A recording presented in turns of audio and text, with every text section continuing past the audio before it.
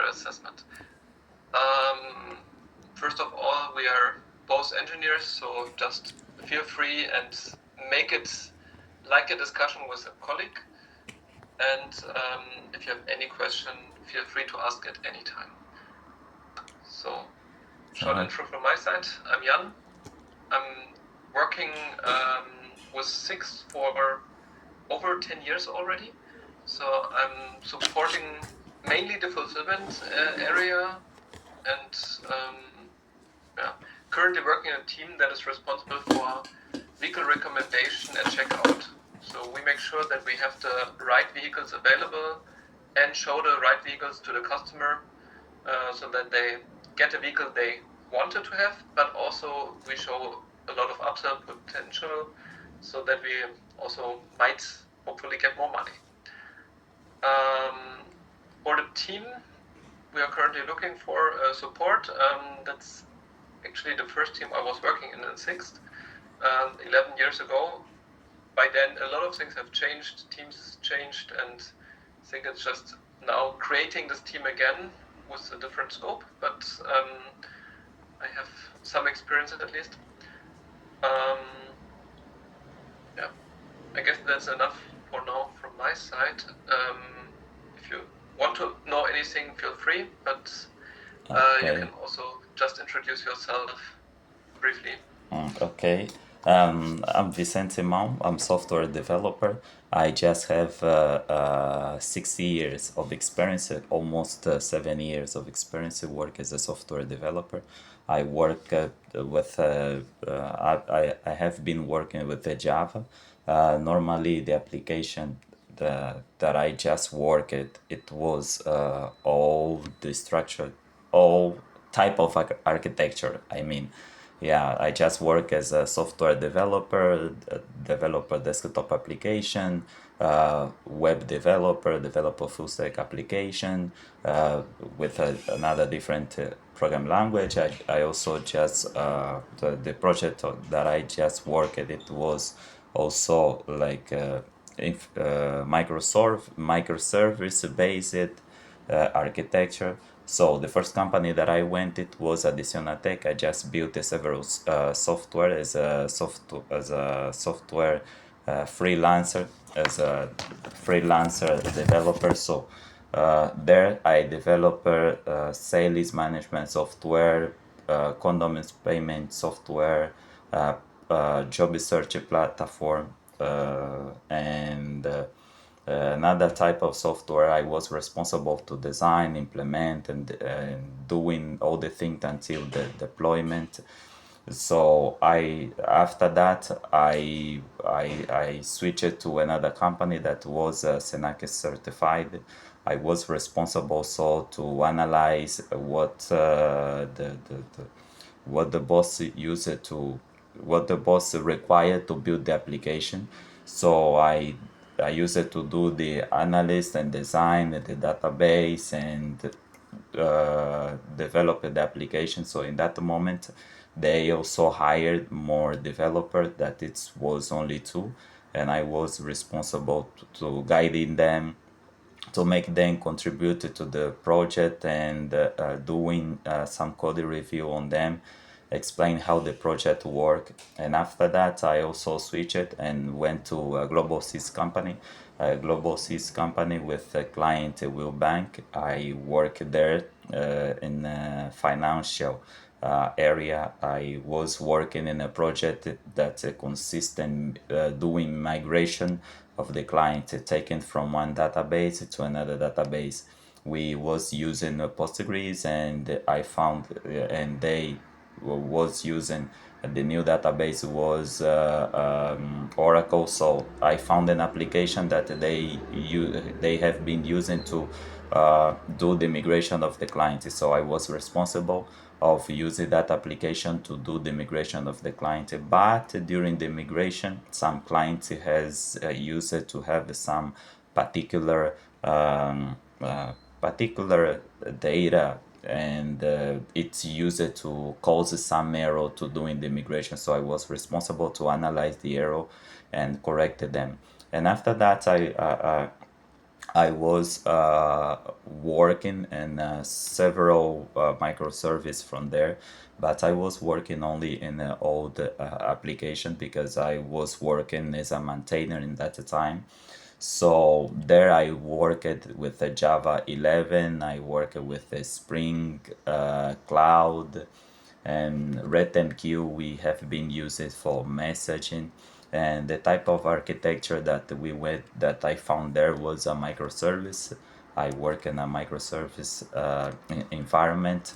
So after that I went to Extia is another consultant company. I was allocated to Will Bank or to Euronext.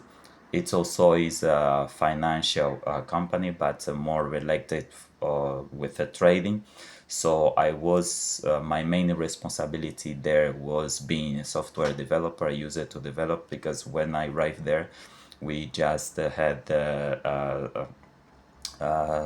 software engineer that was not a software architecture, I mean, that was responsible to design the how the application is going to communicate each other and so on. So we also had the tech lead, and my main responsibility was develop the application that that they design it. So I use it to see the Jira task and read, interpret, and develop a task that was assigned to me. And there was also sometimes that I use it to ask which one is the priority task to develop. So they use it to say, okay, Vincent, we have this task as a priority, take this. I use it to take and develop and then deliver the task. The environment that the architecture that we work, it was a microservice, but the communication was totally based on Kafka. We used Kafka, and we also use Docker Compose, the pipeline. Also, they read it on GitLab. They use a GitLab for that, and yeah, this is the resume of my experience that I have. Maybe for the latest things you have been working on, was there any project where you have been involved from beginning to end and had a really active contribution on making things work? Yes. Since the my first since the my first the first company that I was working for them until the end.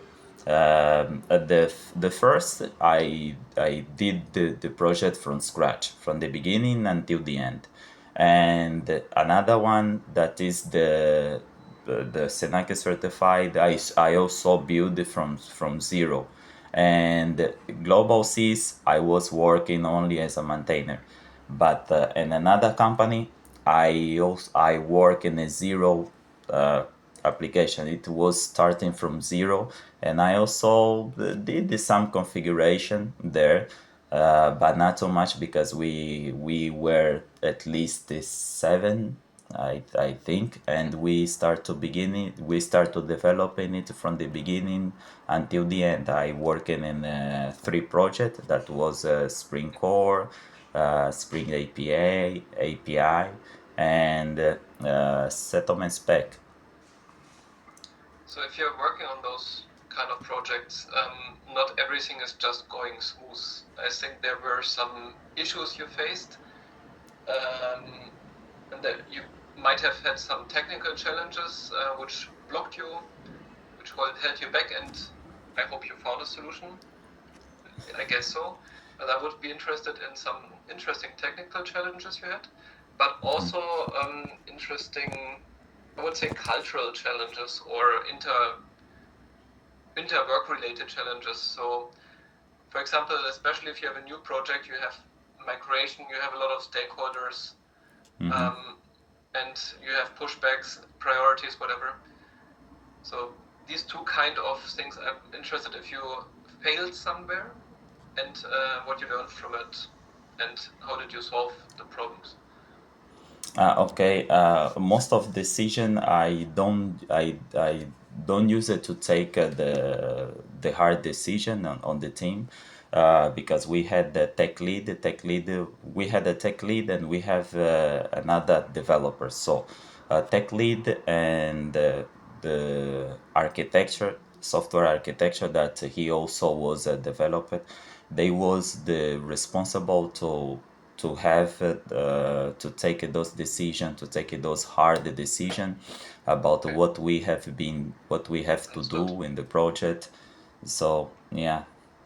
But in that terms, maybe, if was there any decision which the architect did where you had a different opinion?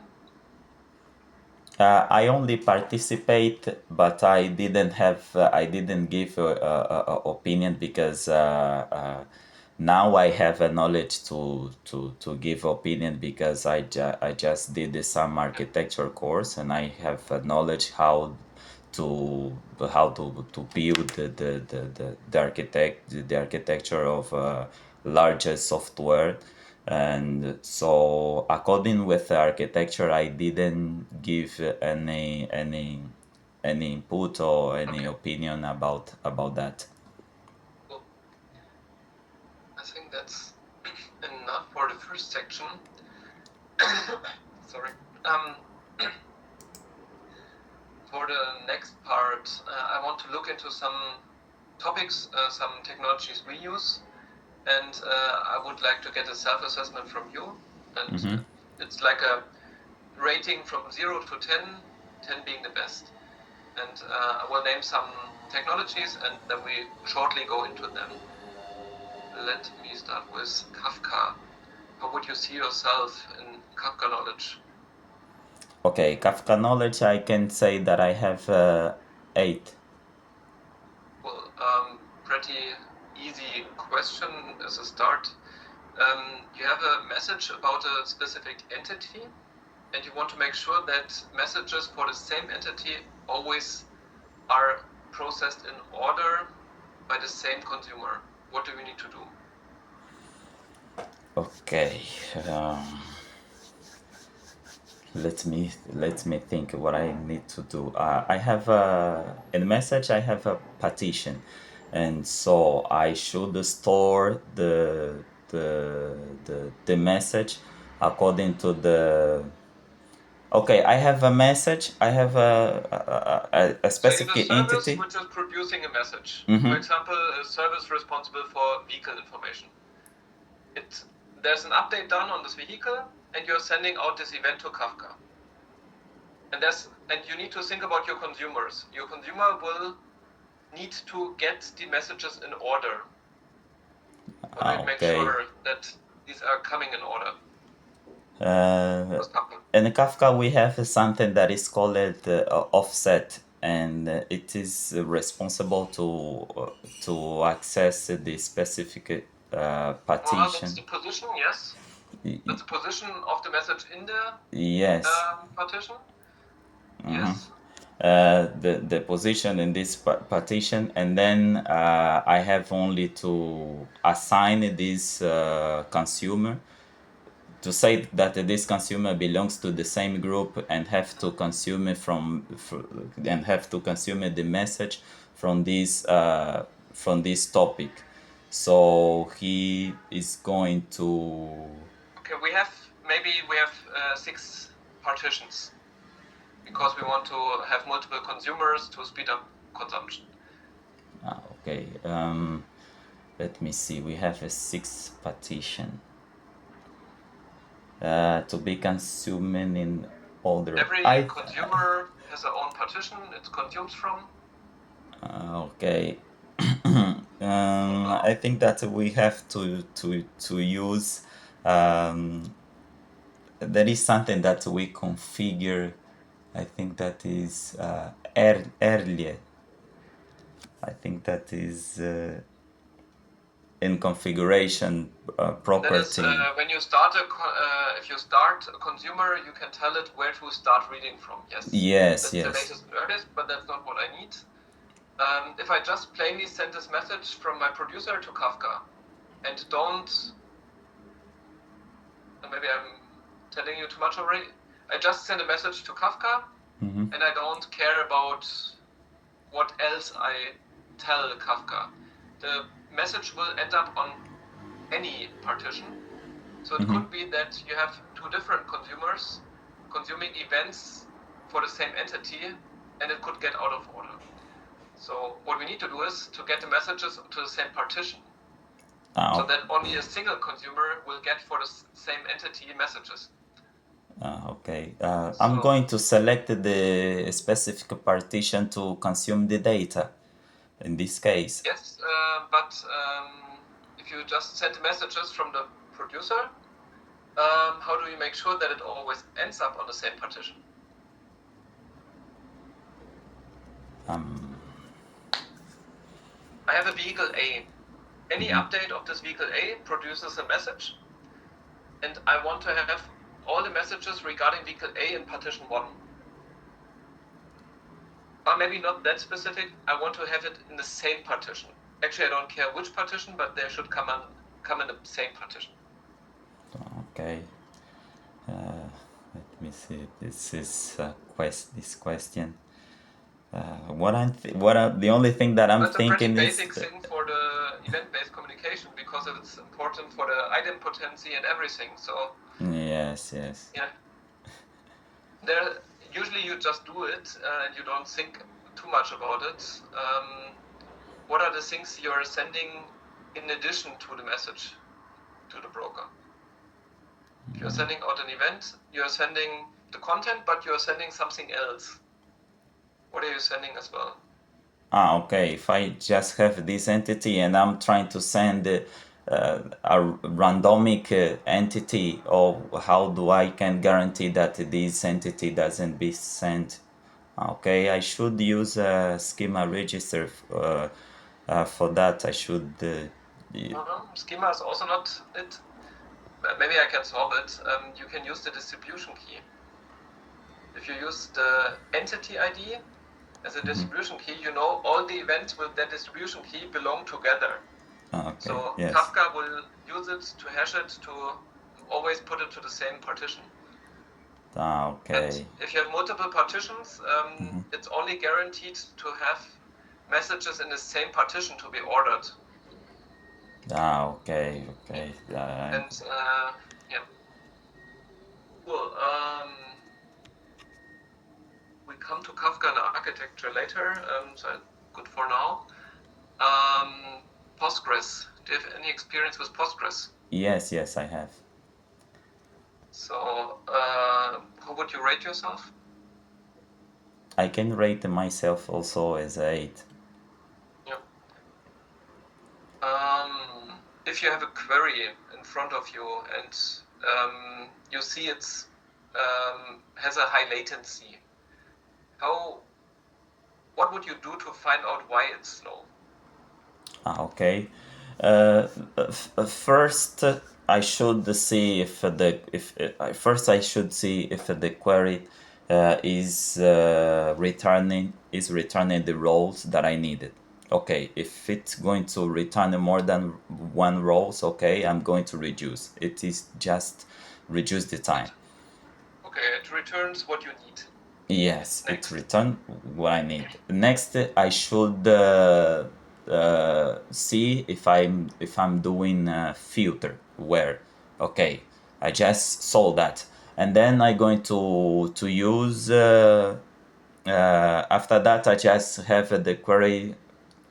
Okay, almost okay. So I should now I should see if I'm going to use explain analyze to see if I can, if that specific filter has an index. Yeah, has an index in that particular keys. And maybe it's too specific here, but do you see if it has an index in the planner? Yes, and explain. Yes. It doesn't show you if it has an index. It just shows you if it uses an index. It's a small difference. Okay. Yeah. Yes. So I'm Even going if you have an index, it might be that the planner doesn't use it. Yes, yes. If I don't have an index, we're not going to return any index. So that's why I'm going to Yeah. see that, oh, it's missing an index, and then I'm going to say, okay, create an index, Yeah. ta, ta, ta, That's a and simple case, yeah. yes. Okay, given it has an index, but it's still slow. Sorry. There is an index, Mm-hmm. and it's the index is for that index condition. Mm-hmm. So all conditions in a where clause have an index, but it's still slow. But could it it is be? slow. I should use I should divide the table. Use a partition. Maybe I'm going to use if that query is something that it's required too much. I should use a What's your vertical problem? partition, just Yeah. to just So to. partitioning could work, but I think you didn't tell me what you think the problem is. Okay. Uh, Partition doesn't work, so Not a partition might work, but I didn't hear from you what you think the problem is, what you want to solve with the partition. Okay. The partition, I'm going to reduce the size of the table. I'm going to use a horizontal So you partition. suspect that the table size is too huge. Yes, it's very it's bigger, so I have to divide it to reduce the complexity of the search. Number And of rows per partition, yeah. yes, for partition. So and that's what I'm going to do. And Now I have one worse thing. okay. Partitioning is also not working. Partition is also not working. In that case, I think that how do I say? I think that we should use a tool, another database, but I don't. Maybe. Yeah. Concrete example, I have one table that has about 4 terabytes of data. A single table. Oh. I have index on that, Uh-huh. but the index itself is over 100 gigabytes. Oh, it's too much. So what I'm going to. The index doesn't fit into the cache of the database. So it needs a lot of I/O to access it. What would you do in that case? So in that case, I think that there is a lot of data. What I should do? So I think that the only knowledge, the only way of thinking that I have is only divide the schema, create a new. Might work. In this case, there's a lot of outdated data in there, and it needs a really thorough cleanup. And it's long overdue already, but we don't have any priority for that, unfortunately. So it somehow works. Access by ID is fast, but any other index search, forget about it. Okay. Yeah. So. And it's amazingly fast. So there's like, I think 700 million rows in that. It's too much. But let me try to think again. If we divided that if we divide in partition. So we need to more or less move an archive table, and okay. help.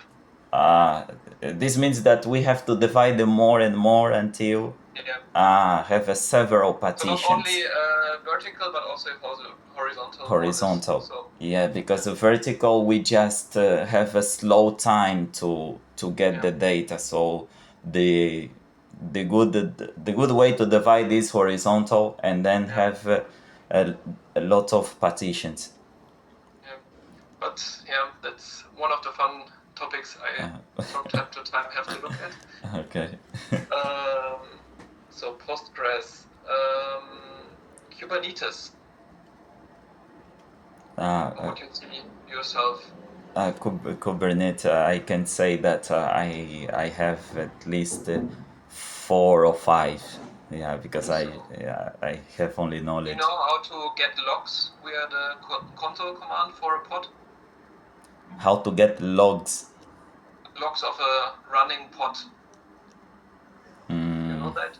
It's fine if you say no, if you don't use the console tool. No, Okay. I don't know. For Kubernetes, do you know what's the difference between pod and container? Let me see. Pod and container. Pod is the I think that is the specific is the project that we are using, and container is the place that we put our image from Docker container to run that. It's basically a Docker container, yeah. Yes, Docker container. But how do they relate, pod and container? Well, I know that Kubernetes is used to orchestrate a container and create several instances and make the communication between them. And so one pod is the pod is the smallest unit for Kubernetes, more or less. Yes. So that is used for scaling, and if you want to scale, you just increase the number of pods. Yes. Inside a pod, you can have multiple containers. Usually, it's like your application is built with Docker into an image, and that image is ran in a container in that pod. Okay. Okay, fine for now. Spring Boot. You said you are using Spring already? Yes, I have been using. Yeah. How would you rate yourself with Spring? I rate myself also as a 8. Well, then you can tell me what's the difference between component and service annotation. What's the difference?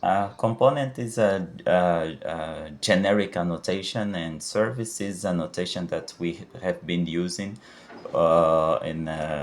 for business logic, for business logic service. For example, when we are trying to send the email in that class, we have a service. When we are trying to access the repository, we also use the service, and that's it. So then what is different in technical terms? So does Spring care if it's a component or a service? Yes, he cares because the team did the annotation for a specific use case, so it might have some problems during running the application. Both create beans out of the classes. They are both registered as beans. Yes. The life cycle is the same. Is there any specific difference from technical perspective? Let me see. Technical. But So it's because a service. Yeah. Yes, because you can use both annotations. Can you just exchange them? Would it change anything in running the application? Because the annotation service just brings the component annotation, and if service annotation is yes, is a component, yes. But in my case, if we just have a annotation component, this means that we have a generic. If we have a service, this means that we have a specific one. So if it's Spring, Just a they semantic decided to difference. create a new annotation for specific one. This means that the annotation for components in that particular case may have some issues or will not going to perform well. It's basically it's a semantic difference only. It's, Okay. I think, more for human than for the framework. It's but you explained it well in the beginning. Service is something which contains the business logic. Component is the helpers around. Okay. Yeah. If you have the layered architecture, this is to structure it more easily. Now coming to Java, how would you rate yourself? I can rate myself also as 8. Well, what is the latest version you have been using? Java 21. What is the most recent version?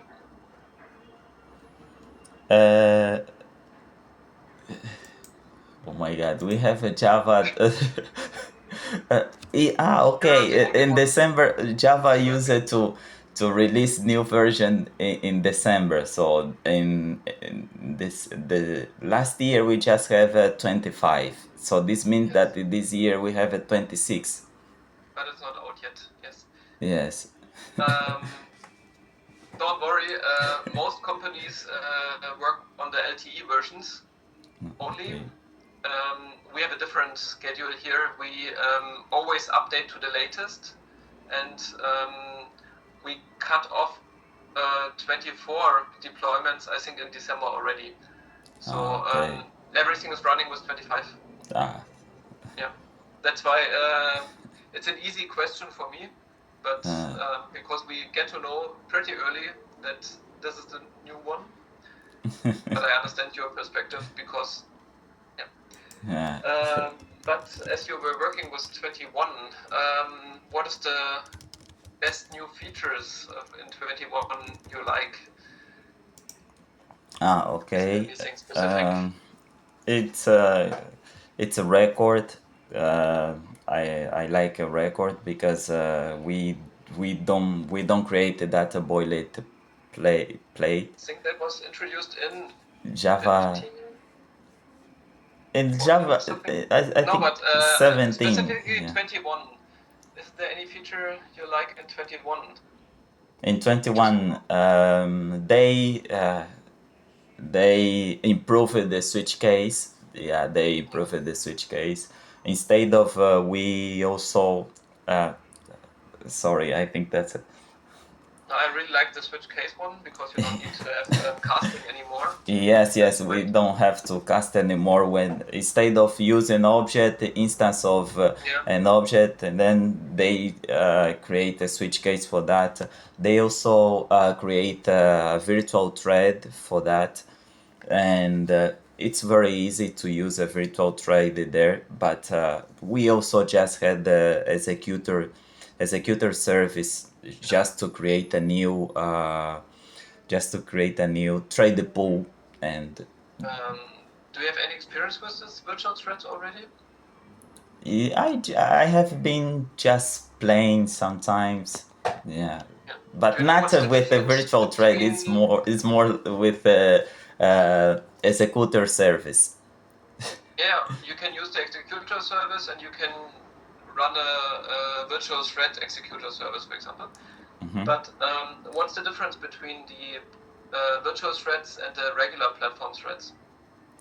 The regular platform, we have to manage everything by us. In the regular platform, we have the class. In the regular thread, we have the class thread that implement runnable thread. And when we use the method, override the method runner, and then we are going to use, we can say, okay, that object that start to start the thread. So, with virtual threads. Sorry? You can do the same with virtual threads. Yes, so there must be a reason why it was introduced. Yes, because the virtual thread is more. it's more efficient. It make us not worry about to control the running thread. Yeah, it make us just work with a thread and don't worry about if that thread is going to overlap another, going to make some collision with another. Yes. Maybe concrete example, you have an application that uses some Jetty and is serving right now maybe 300 requests per second. That's the limit. It's using platform threads. Could virtual threads help here? Okay. If you switch over to virtual instead of platform threads? Okay. It's receiving more than 400. Maybe, yeah.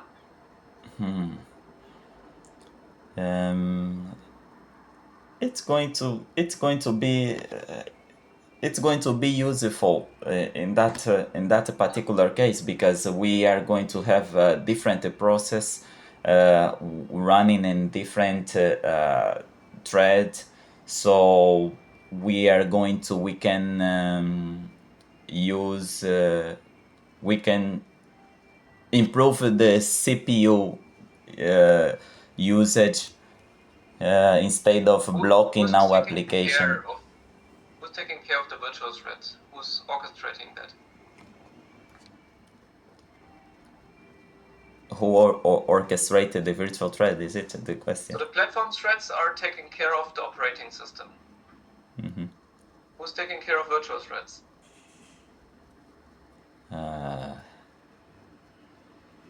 Is doing the orchestration? Is the process? Yeah, sure. So the operating system is doing the task management for the platform threads. But who's doing this orchestration for the virtual threads? Like which thread needs to run at what point? Which one is waiting?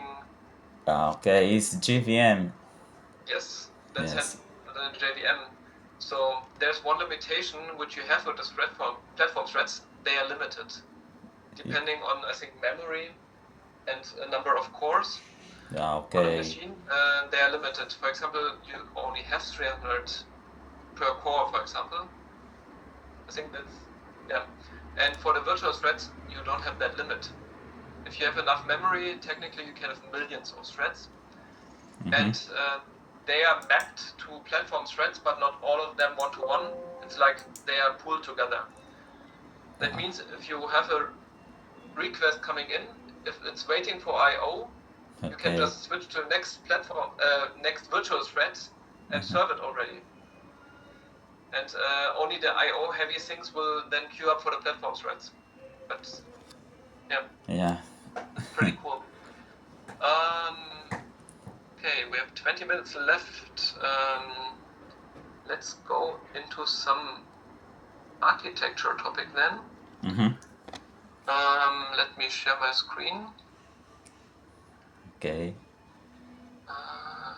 No. So I have here one topic I like to bring to interviews. That's one of the topics I have been working on, I think 5 years ago. In Sixt, we have a lot of different kind of customers. What's pretty special, but also pretty small group is vans and trucks customers. In that segment, we have some companies which are renting cars from us for delivery, for example, like Amazon subcontractors. And they don't need 1, 2, 3 vehicles, they need like 100 vehicles. And usually it's like the company owner is coming to us and says he needs 100 vehicles. So he gets 100 keys and 100 contracts. And then he's giving the keys to his drivers. And the problem he has is that he doesn't really have an overview which car is currently, which car needs to be returned when and where. So these customers usually went to our sales guys and asked, hey, can you give me a report? And of course that was causing effort, both on communication and also on creating the report. Also, it's not pretty transparent, it takes time, all those problems. But we have the information available, so why shouldn't we build a portal for those users where he can just see all this information? So, and that's what we are going to do today. So, it's a microservice architecture. We are building this backend service for the portal. Okay. And we have available the rental service, which takes care of all the rental contracts. And we have a fleet service, which is taking care of vehicle information. So how should the services communicate with each other to fulfill the goal? Okay. Our customer. Okay. The main intention here is to produce a specific search for that particular client. He wants the report of the car that he rent, and with a flat, and he want to according that I understood is that we have to do some joins and then give that query to the customer. The report in the end, yes. Yeah, the report. If it's HTML or CSV, I don't care. He just needs to see his information. So idea here, it's a web portal, so we can just show it directly. So in the end, I want to have something like, you have these 3 vehicles, this one needs to be returned in 3 days in that branch, and just a list. It's a read-only overview of what he currently has from us.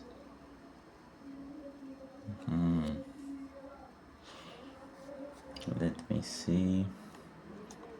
The communication between both should be. May I? Oh, You can tell me whatever you want to do, and okay. I will draw for you. Can you copy and paste this flat or rental? Copy and paste and put in the middle. This box? Yeah, this box. Copy and so paste. That's an existing service. We can just. So we want to have like a logical communication. We want to have a logical communication, but like, let me get you started. So, for example, we could ask the rental service get by customer ID. You can just get everything the service has. Yes. Yes. What do we need as well? Okay.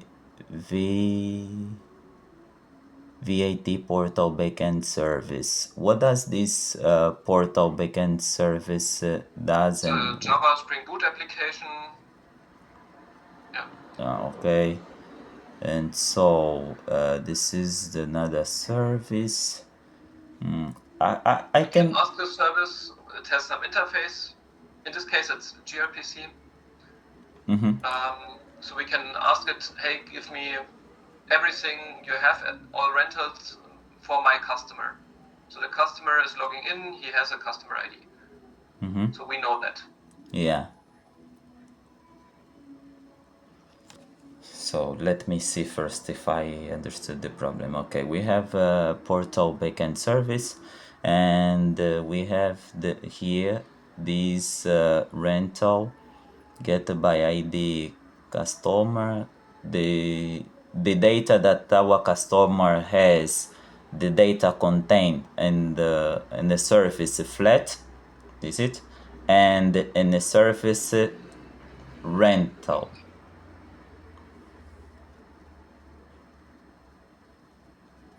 Okay, this is okay. ID.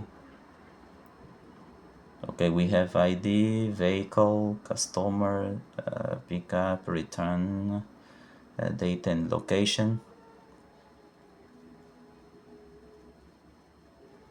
And we have ID, model, make, license, plate, color.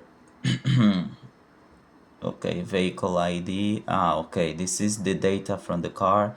So in my case, I should here to make it the flat and the rental car communication.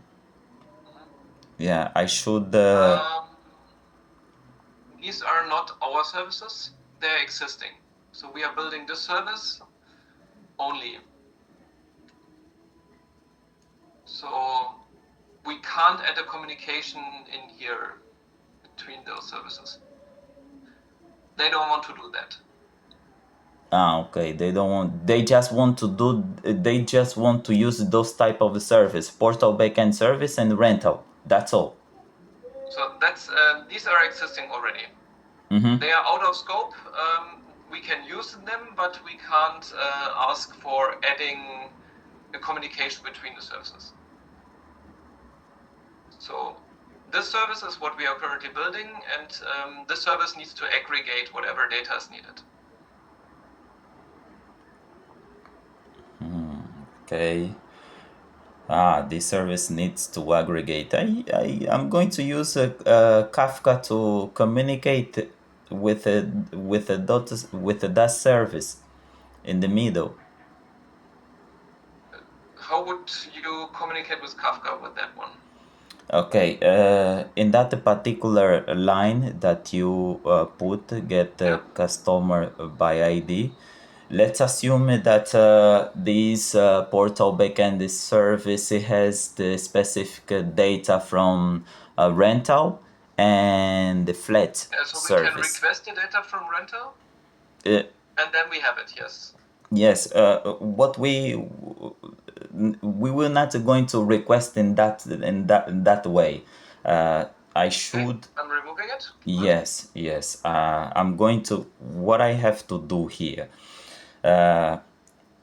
We have the right and the left side.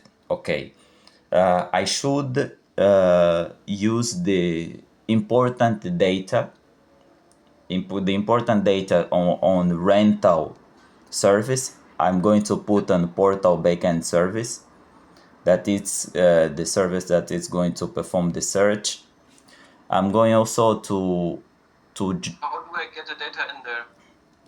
I'm going to put the data there by replicate the data, but I would like it to create a new service, but let's.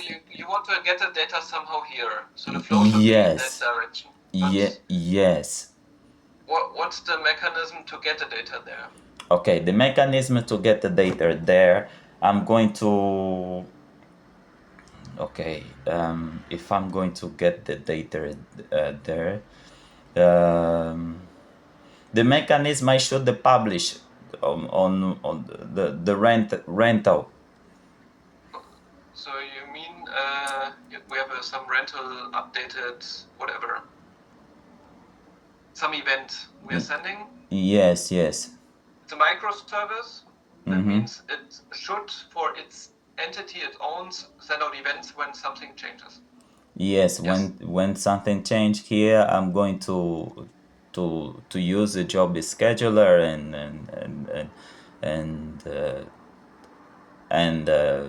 we can come to that point maybe in a second. Let's and we publish. just assume whenever something is changed here, it sends out an event.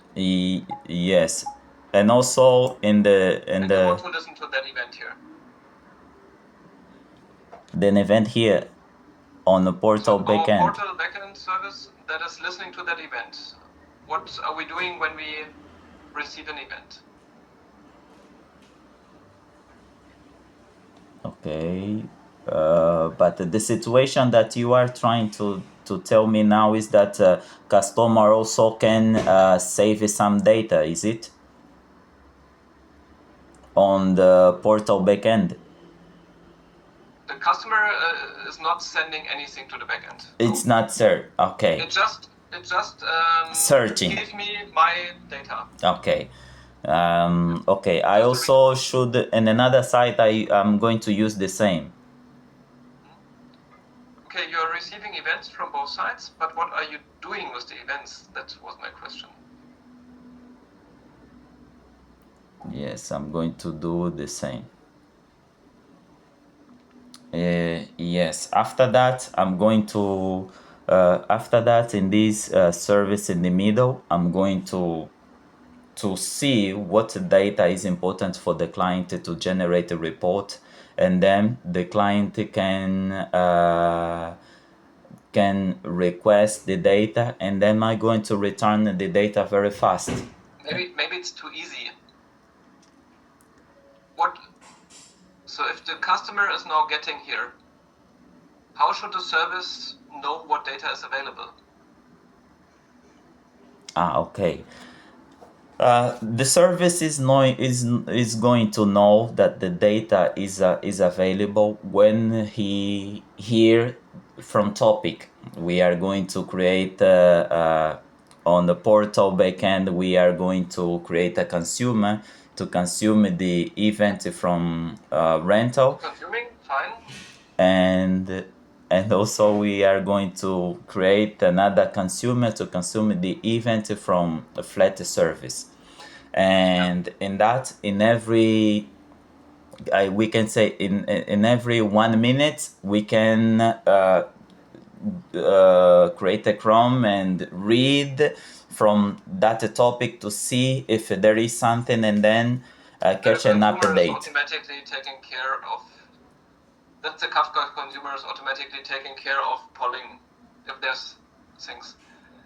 That's done automatically. Whenever a message comes, the consumer will process it. But after what is the important thing? We process something.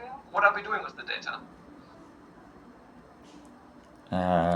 After we process, maybe I help you a bit. We need a database. We somehow need to store this information. Okay, yes. Maybe it was too simple, but now when we store most of this data, we can just do a simple join and we're done. Yes, I forgot that part. I tried to get you there, but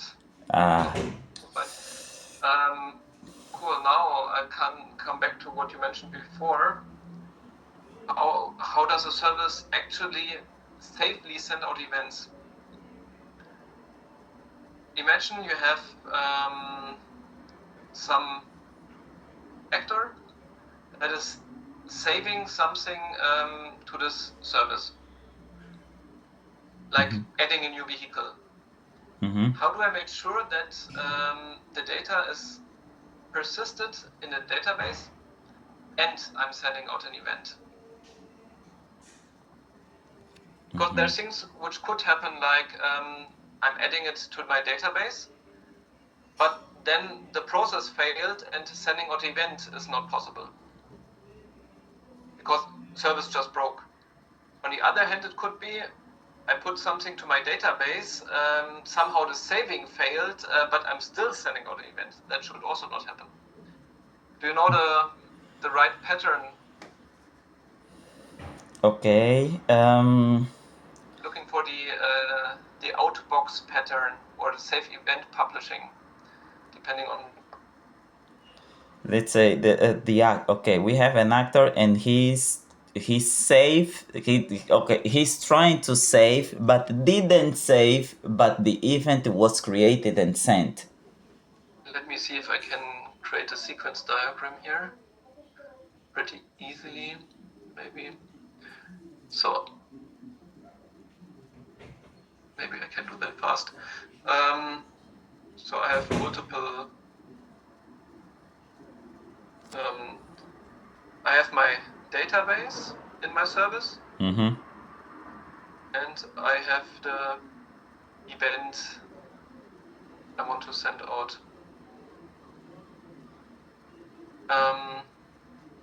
And you come here. So I oversimplified it now, but technically I added to the database. Maybe the actor is, maybe I need a service, but the actor is the service, more or less the service layer. And I also need to send out an event. So I need to do both. How do I make sure that either both or nothing is happening? Okay, either both or nothing is happening. I'm going Because to if I use. save something to database and it fails, I don't want to have an event. y- If I saved something to database and it was successful, I need to have an event. I'm going to use the acid pattern to do that. I'm going to use the in the particular class that I'm going to save the data. I'm going to use iterate a transaction just to guarantee that if it's a fail, it's going to run exception. If it's going to run in a runtime an exception, I will not going to produce this event to the topic. Cool. You have everything in a transaction, including event sending, right? Yes. So after you send the event, you're adding some log message, and that log message creates a null pointer exception. What would happen? After I send the event. After you send out a message, you just have a log send out message, and you have something you access in there which causes a null pointer exception. If it calls an output It will cause a rollback.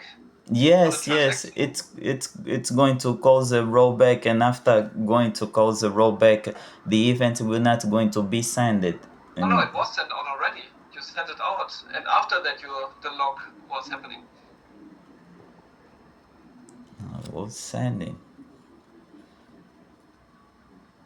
We have update. Wait. Update and send. It first does a update, then it does a send, and then it does a log, and then log fails. And this function is transactional. So it will roll back this update. But as you sent out a message already, if this is failing, it will roll back the update, and you send out a message of something which is not persisted in database.